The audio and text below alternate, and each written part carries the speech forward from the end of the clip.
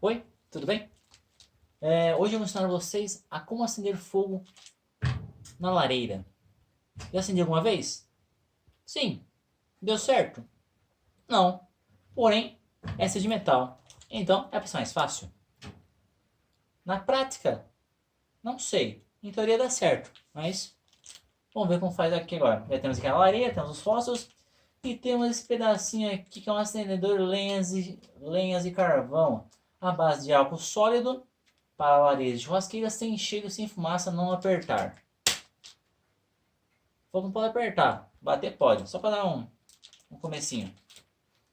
Tem cheiro de álcool, aquele álcool clássico que você usa para desinfetar um machucado, o famoso éter, ou aquele álcool arnica. É muito bom machucado. Fede, mas é bom. Então a ideia é colocar. Aproxime, por favor. O gelzinho aqui dentro e acender com fósforo Fiat Lux. Esses fósforos eram mais grandes antes, eles são pequenininhos. Vamos lá, eu tenho uma técnica boa para acender fósforo, que é essa aqui, ó. Acendeu. E é só colocar o fogo devagarzinho. Tá, eu errei a primeira, tudo bem?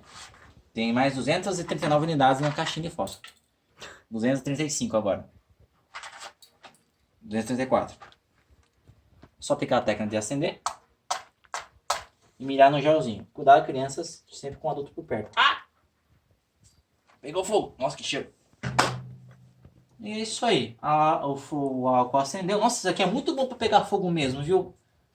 Caramba, se eu tivesse quando acampei esse pedacinho de álcool aqui, isso é muito top. Eu me matei, acendi com querosene e grãos e pena e fósforo e galho molhado e folha seca. E papel higiênico dos que os caras usou lá para poder acender. Esse não vem ao caso agora, porém, nossa chama está acesa, vai nos esquentar por essa noite. E tem mais madeira aqui, Qualquer coisa depois só repor assim. É muito fácil, como vocês podem ver, acender um fogo de lareira. É muito prático, qualquer pessoa pode fazer em casa. Desde que você tenha uma lareira em casa. Caso não tenha, é só juntar uma madeira e tacar fogo, já era. Bom, pessoal, é isso que eu queria ensinar a vocês hoje. Muito obrigado. E esse foi o Acender na Churrasqueira. Bons marshmallows. Se inscreve aí no canal. Ativa o sininho. Curte, comenta, compartilha. Ai, caralho. Tá, tchau, até mais. Vai pegar fogo aqui.